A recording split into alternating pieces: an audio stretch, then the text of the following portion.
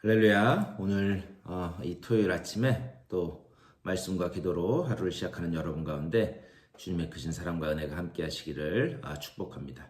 우리 시간 찬양하면서 토요일 새벽 기도에 시작하는데요. 찬송가 407장 구주와 함께 나 죽었으니, 우리 옛날 찬송가는 465장입니다. 옛날 찬송가는 465장, 새 찬송가는 407장 구주와 함께 나 죽었으니, 우리 다 같이 찬양하겠습니다.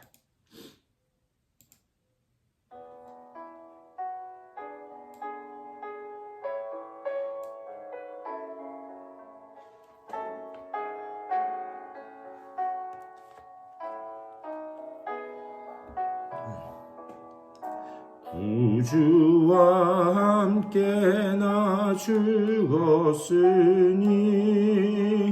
구주와 함께 나 살았도다.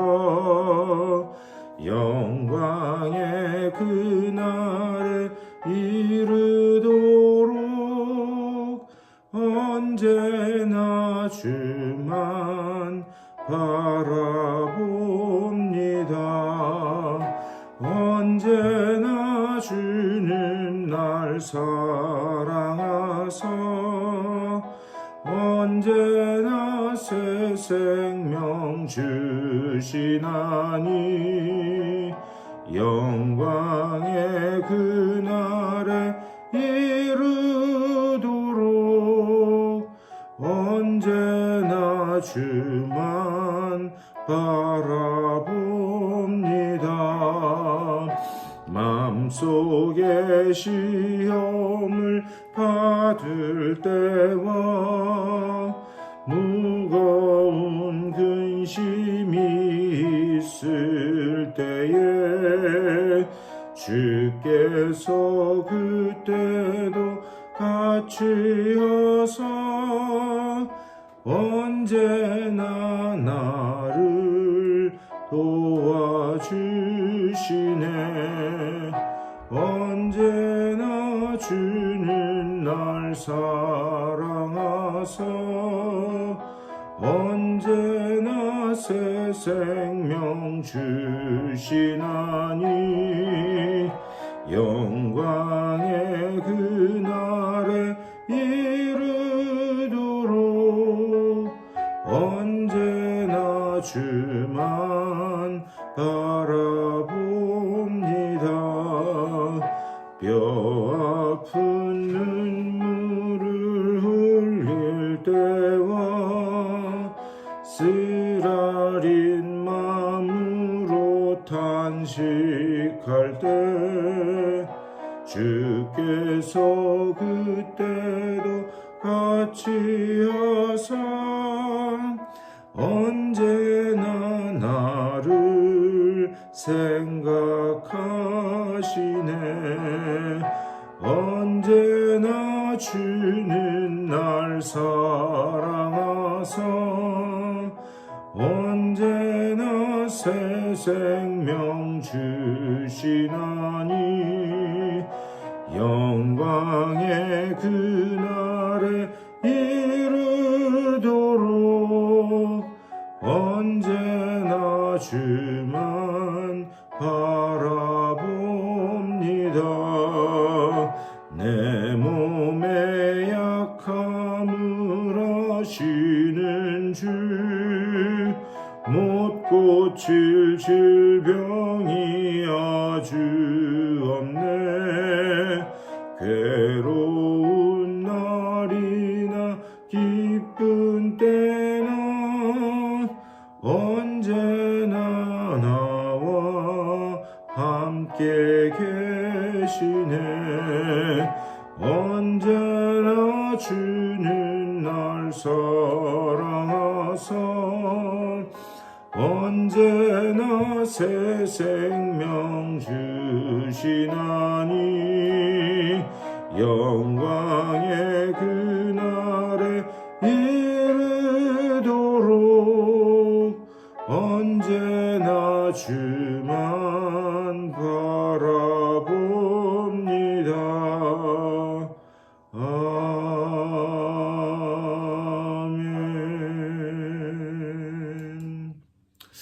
같이 기도하시겠습니다. 주님의 은혜를 감사드립니다. 지난 일주일간 우리의 삶도 주님께서 지키시고 보호하셔서 오늘 이 토요일 아침에 또 말씀과 기도로 하루를 시작해 하시니 감사를 드립니다. 주님, 우리가 지금 주님 앞에 찬양 올려드린 것처럼 언제나 주님 우리에게 좋은 것 주시려고 하고 또 사랑과 은혜의 품으로 품어주시려고 하는데 죄 많고 부족한 우리들 여전히 주님의 그 은혜의 품을 거절하고 내 뜻대로 내 의지대로 살고 있음을 고백하오니 아버지여 우리들을 불쌍히 여겨 주시사 우리들을 다시 주의 품으로 품어주시고 말씀으로 세워주셔서 우리의 삶이 하나님을 영화롭게 하는 복된 주의 백성들의 삶으로 설 수 있도록 인도하여 주시옵소서. 오늘 이 아침에도 말씀을 나누면서 주님의 뜻이 깨달아져 말씀 붙들고 기도할 때에 모든 막혔던 문제들이 열려지는 귀한 아침 될 수 있도록 또한 복 내려 주시옵소서. 감사하고 우리 주 예수 그리스도의 이름으로 간절히 기도드리옵나이다. 아멘.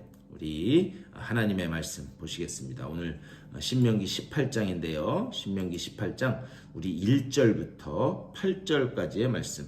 신명기 18장 우리 1절에서 8절까지의 말씀 우리 다 같이 한 목소리로 우리 받들어 읽겠습니다. 레위 사람 제사장과 레위인의 온 지파는 이스라엘 중에 분깃도 없고 기업도 없을지니 그들은 여호와의 화제물과 그 기업을 먹을 것이라. 그들이 그들의 형제 중에서 기업을 가지지 않을 것은 여호와께서 그들의 기업이 되심이니 그들에게 말씀하심 같으니라. 제사장이 백성에게서 받을 몫은 이러하니 곧 그 드리는 제물의 소나 양이나 그 앞다리와 두 볼과 위라. 이것을 제사장에게 줄 것이요 또 네가 처음 거둔 곡식과 포도주와 기름과 네가 처음 깎은 양털을 네가 그에게 줄 것이니 이는 네 하나님 여호와께서 내 모든 지파 중에서 그를 택하여 내시고 그와 그의 자손에게 항상 여호와의 이름으로 서서 섬기게 하셨음이니라. 이스라엘 온 땅 어떤 성읍에든지 거주하는 레위인이 간절한 소원이 있어 그가 사는 곳을 떠날지라도 여호와께서 택하신 곳에 이르면 여호와 앞에 선 그의 모든 형제 레위인과 같이 그의 하나님 여호와의 이름으로 섬길 수 있나니 그 사람의 몫은 그들과 같을 것이요 그가 조상의 것을 판 것은 별도의 소유니라. 아멘. 오늘 이 말씀 가지고 또 말씀 나누도록 하겠습니다. 우리 어제 17장 말씀에서 이스라엘의 왕이 세워지면 그러면 금해야 될 세 가지 그리고 반드시 행해야 될 한 가지에 대해서 말씀을 드렸습니다. 첫 번째는 병마를 많이 두지 말고, 두 번째는 아내를 많이 두지 말고, 세 번째는 은과 금을 너를 위해서 쌓아두지 말라. 그리고 반드시 지켜야 될 것은 무엇이었는가?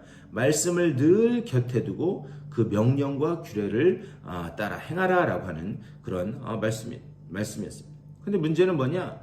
이스라엘 역사를 보면 왕이 세워진 후에 이것이 한 번도 제대로 지켜진 적이 없었다라고 하는데 문제가 있었습니다. 그래서 하나님은 그들을 어떻게 했는가? 이스라엘 백성들을 이 가나안 유대 땅에서 뽑아내서 바벨론으로 강제로 옮겨버리십니다. 그런데 그들이 바벨론 포로로 가서 우리가 도대체 왜 이렇게 망할 수밖에 없었는가?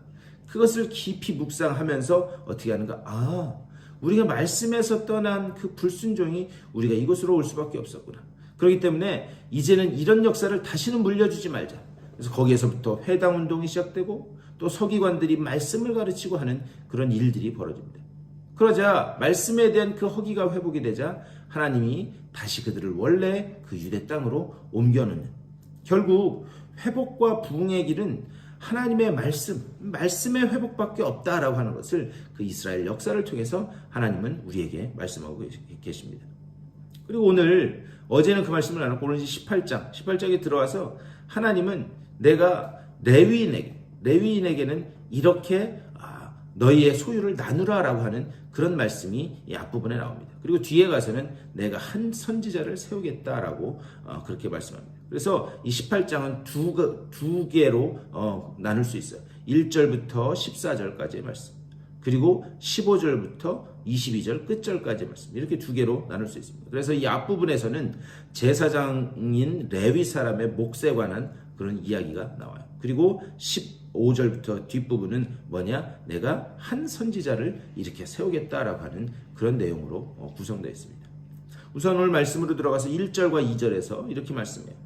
레위 사람 제사장과 레위의 온 지파는 이스라엘 중에 분깃도 없고 기업도 없을지니 그들은 여호와의 화제물과 그 기업을 먹을 것이라.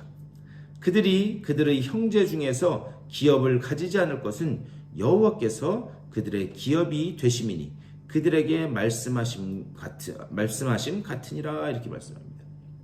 레위 지파는 가나안 땅에 들어가게 되면 그들이 어떤 기업도 물려받지, 유산으로 받지 못할 것이다, 이렇게 말씀하게 됐어요. 그 이유가 무엇이었는가? 첫 번째로 그들은 여호와를 섬기는 사람들이었기 때문에 하나님이 그들의 기업이었다.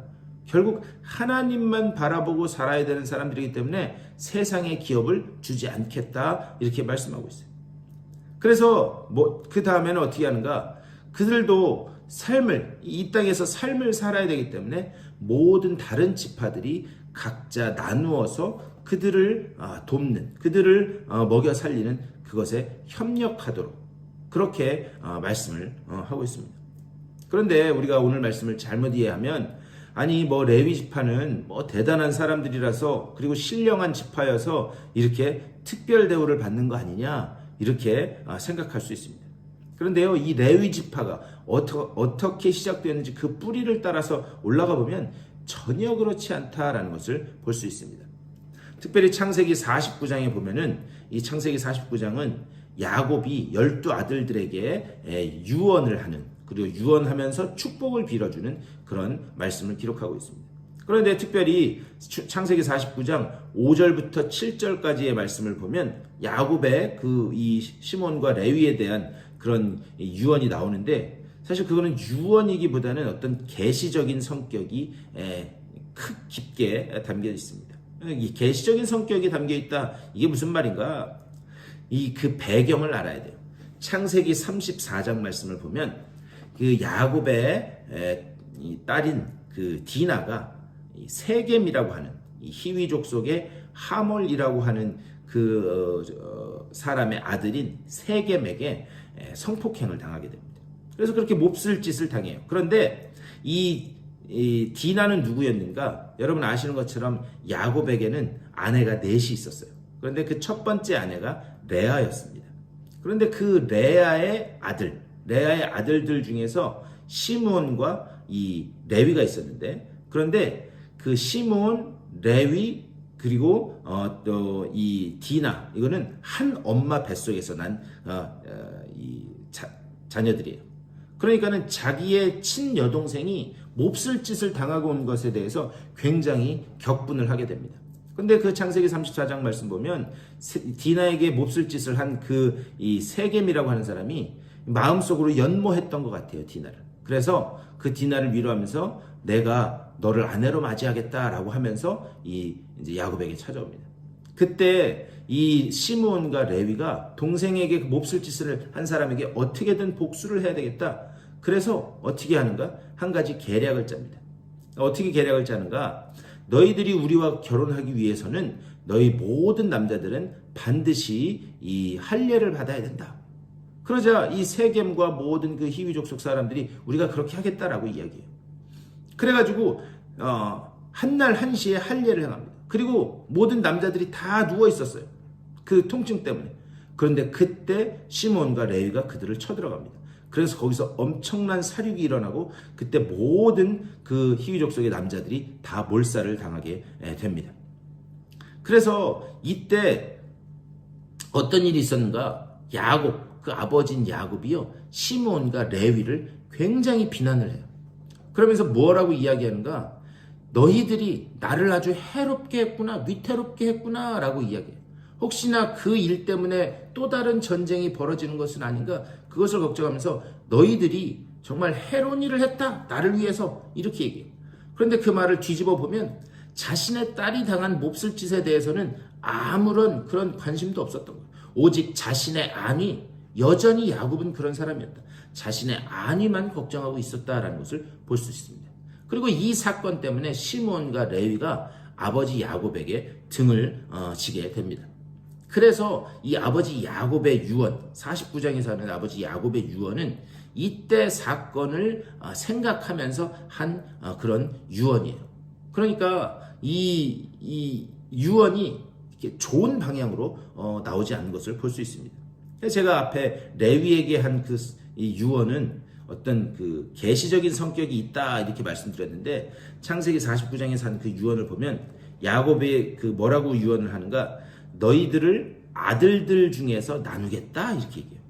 그리고 이스라엘 중에서 흩어질 것이다 라고 그렇게 유언을 합니다. 그런데 이 유언대로 어떻게 되는가? 나중에 그들이 가나안 땅에 들어갔을 때 기업을 받지 못하고 각 그 지파들이 받은 그 성읍에 이렇게 흩어져서 살게 됩니다. 그러니까요, 이거는 사실 유언이 아니라 저주였다라고 하는 것을 볼 수가 있습니다.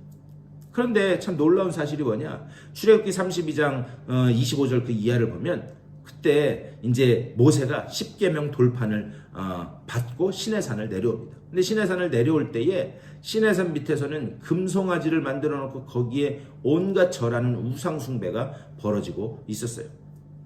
그 모습을 본 모세가 분노하게 됩니다. 그래서 돌판을 땅에 떨어서 깨뜨리고 그때 사람들을 불러 모으는데 그 불러 모은 사람들이 누구였는가? 바로 레위 지파 사람들이었습니다. 그래서 레위 자손을 소집을 해요.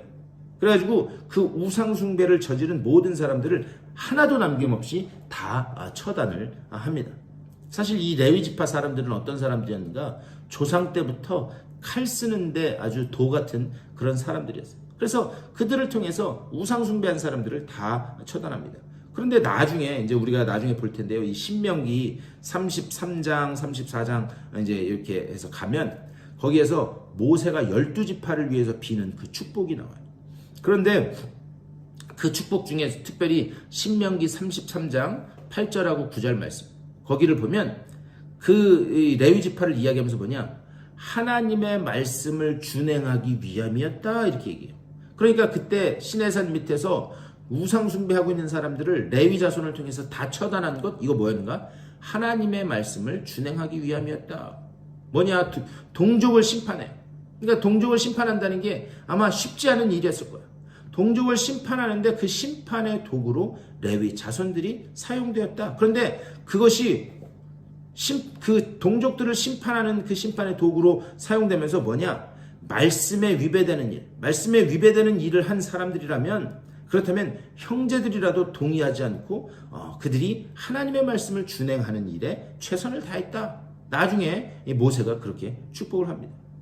과연 이것이 무엇을 이야기하는 것인가? 이들은요, 가나안 땅에서 분깃 없이 하나님만 위하여 살도록 선택된 그런 사람들이었어요. 다시 말하면 제사장 지파가 된 사람들입니다. 그런데 그 이야기의 이면은 사실 우리에 관한 이야기를 하고 있는 거예요. 이게 무슨 말인가? 우리가요, 원래 그런 사람들이었다는 거예요. 제가 쭉 지금 레위 자손의 이 삶의 흐름을 쭉 이렇게 성경을 통해서 말씀드렸는데 우리가 원래 피 흘리기 좋아. 육적 생각을 쫓아가고 세상적인 가치와 판단으로 살아가는 우리가 원래 그런 사람이었다라고 하는 사람이에요. 그런데 하나님의 말씀이라고 하는 그 은혜에 우리가 붙들리게 되자 뭐냐? 하나님의 손에 사용되는 그런 도구가 되었다라고 하는 사실을 이 이야기를 통해서 말씀하는 거예요. 그러니까요, 우리도 원래 세상적인 가치관으로 세상적인 그런 판단으로 살아가던 사람이에요. 하지만 말씀이라고 하는 그 은혜의 말씀에 우리가 붙들리게 되자 이제 하나님의 영광을 위해서 살아가는 하나님의 자녀가 되었다. 오늘 레위 자손의 그 이야기를 통해서 우리에게 그 말씀을 하는 거예요. 그리고 이 18장에 와서 신명기 18장에 와서 하는 그 말씀이 뭐냐? 야곱의 그 저주에 가까운 유언이 결국에는 복으로 축복으로 바뀌게 된다. 그래서 5절에서 이렇게 말씀합니다. 이는 내 하나님 여호와께서 내 모든 지파 중에서 그를 택하여 내시고 그와 그의 자손에게 항상 여호와의 이름으로 서서 섬기게 하셨음이니라. 이 이후에 레위 지파는 이제 철저하게 하나님만 위해서 사는 그런 사람들로 부름받습니다. 철저하게 하나님만 의지하고 살도록. 우리가 바로 그런 존재라는 거예요. 우리도요, 하나님의 그 은혜의 말씀에 붙들려 하나님의 자녀가 되었는데, 이제 우리가 천국 백성이 되었다면 우리는 어떤 존재가 되어야 되는가? 오직 하나님만 의지하고 육적 판단, 세상적인 가치를 따라 사는 사람들이 아니라 오직 하나님의 말씀을 따라서 하나님만 의지하면서 살아갈 때 그것이 우리의 존재의 목적이 있고 그리고 존재의 가치가 있는 것이다 라고 하는 사실을 오늘 18장에서는 이렇게 말씀하는 거예요.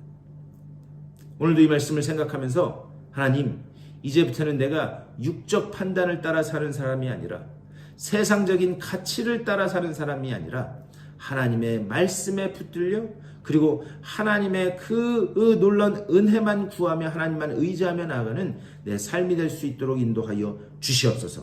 그렇게 기도하면서 그 하나님의 손에 온전히 붙들려 사용되는 하나님의 복된 도구로 나를 삼아 주시옵소서. 말씀 붙들고 기도해서 승리하는 귀한 날 되실 수 있게 되기를 주님의 이름으로 간절히 축원합니다. 우리 말씀을 붙들면서 기도하실 때 하나님, 주님의 말씀에 붙들려 온전히 하나님의 그 손에 복되게 쓰임받는 은혜의 도구가 될 수 있도록 나를 인도하여 주시옵소서. 기도해 주시고 또 우리 교회를 위해서 계속 우리 교회가 새롭게 자리 잡은 그 지역에 복음의 그 빛을 전하는 그런 복된 교회로 쓰임받게 해달라고 기도해 주시고, 특별히 아픈 분들 위해서 기도해 주시고, 여러분들의 개인적인 기도의 제목들을 놓고 기도하시고 삶의 자리로 돌아가시도록 하겠습니다. 우리 다 같이 한 목소리로 기도하며 나아가겠습니다. 주님의 크신 사랑과 은혜를 감사드립니다. 아버지여, 오늘 이 아침에도 아버지여 말씀과 기도로 하루를 시작해 하시니 감사를 드립니다.